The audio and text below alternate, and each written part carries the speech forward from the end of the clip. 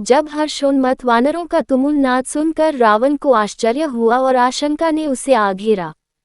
उसने तत्काल मंत्रियों से कहा, वानर सेना में इतना उत्साह कैसे आ गया? मेघनाद ने तो राम और लक्ष्मण का वध कर दिया था। शीघ्र पता लगाकर बताओ, इसका क्या कारण है? कहीं भरत तो अयोध्या से विशाल सेना लेकर नहीं आ गया? आखिर ऐसी कौन सी बात हुई है जो वानर सेना राम की मृत्यु का दुख भी भूलकर गर्जना कर रही है? तभी एक गुप्तचर ने आकर सूचना दी कि राम और लक्ष्मण मरे नहीं हैं, वे नागपाश से मुक्त होकर युद्ध की तैयारी कर रहे हैं। ये सुनते ही रावण का मुख फीका पड़ गया। उसने क्रोधित होकर पराक्रमी धूम्राक्ष को आज्ञा दी, हे वीरश्रेष्ठ धूम्राक्ष, तुमने अब तक अनेक बार अद्भुत पराक्रम प्रदर्शित किया है। तुम सहस्त्रों वीरों को अकेले मार सकते हो। एक विशाल सेना लेकर जाओ और राम लक्ष्मण सहित शत्रु सेना का वध करो। रावण की आज्ञा पाते ही शूल, गदा, तोमर, भाले, पट्टिश आदि शस्त्रों से युक्त राक्षसों की विशाल सेना लेकर धूम्राक्ष रणभूमि में जा पहुंचा। इस विशाल वाहिनी को देखकर वानर सेना घोर गर्जना करती हुई उस पर टूट पड़ी। धूम्राक्ष कंदपत्रों वाले तीक्ष्ण बाणों से वानरों को घायल करने लगा। वे भी राक्षसों के वार बचाकर बड़े बड़े शिलाखंड ले आकाश में उड़कर उन पर फेंकने लगे। आकाश को उद्यत राक्षसी सेना को अपने प्राण बचाने कठिन हो गए। फिर भी राक्षस सेना का एक भाग अपने प्राणों की चिंता न करके बाणों, त्रिशूलों आदि से वानरों का लहू बहा रहा था। चारों ओर रक्त की नदियां बहने लगीं।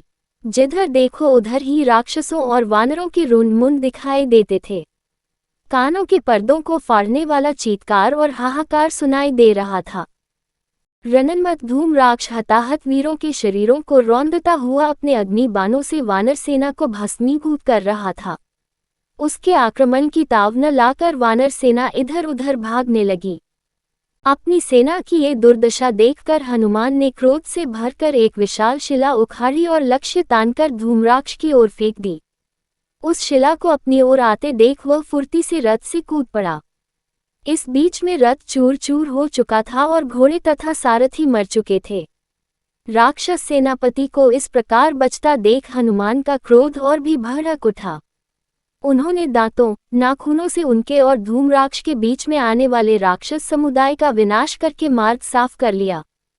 जब उसने हनुमान को भयंकर रूप से अपनी ओर आते देखा तो लोहे के कांटों से भरी हुई गदा उठाकर उनके सिर पर दे मारी। हनुमान ने वार बचाकर एक भारी शिला उठाए और आकाश में उड़कर धूम्राक्ष को दे मारी। इससे उसके शरीर की समस्त हड्डियां टूट गईं और वह पृथ्वी पर गिरकर यमलोक सिधार गया। उसके मरते ही राक्षस भी भाग छूटे। रावण ने जब धूम्राक्ष की मृत्यु का समाचार सुना तो वह क्रोध से पागल हो गया। उसके नेत्रों से चिंगारियां निकलने लगीं।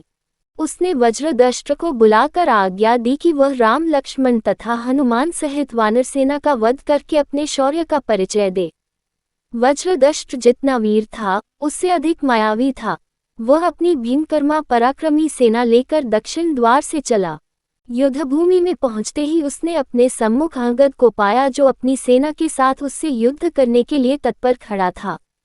वज्रदष्ट को देखते ही वानर सेना किचकिचाकर राक्षसों पर टूट पड़ी। दोनों ओर से भयंकर मारकाट मच गई। संपूर्ण युद्धभूमि रुंड मुंडों, हताहत सैनिकों तथा रक्त के नालों एवं सरिताओं से भर गई। रक्त सरिताओं में नाना प्रकार के शस्त्र, कटे हुए हाथ तथा मस्तक छोटे छोटे द्वीपों की भांति दिखाई देने लगे। अंगद तथा वानर सेनापतियों द्वारा बार बार की जाने वाली सिन्ही गर्जना ने राक्षस सैनिकों का मनोबल तोड़ दिया। जब उन्हें अपने चारों ओर राक्षसों के कटे हुए अंग दिखाई देने लगे तो वह अपने प्राणों के मोह से रणभूमि से पलायन करने लगे।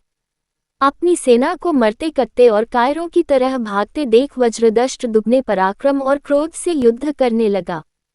उसने तीक्ष्णतर बाणों का प्रयोग करके वानरों को घायल करना आरंभ कर दिया। क्रोध वज्रदष्ट के भयानक आक्रमण से पीड़ित होकर वानर सेना भी इधर उधर छिपने लगी। उनकी ये दशा देखकर अंगद ने उस राक्षस सेनापति को ललकारा, वज्रदष्ट, तूने बहुत मारकाट कर ली, तेरा अंत समय आ गया है। अब मैं तुझे धूम्राक्ष के पास भेजता हूँ। ये कहकर अंगद उससे जाकर भिड़ गए। दोनों महान योद्धा मस्त हाथियों की भांति एक दूसरे पर प्रहार करने लगे। दोनों ही रक्त से लथपथ हो गए। फिर अवसर पाकर अंगद ने तलवार से वज्रदष्ट का सिर काट डाला। अपने सेनापति के मरते ही राक्षस सेना मैदान से भाग खड़ी हुई।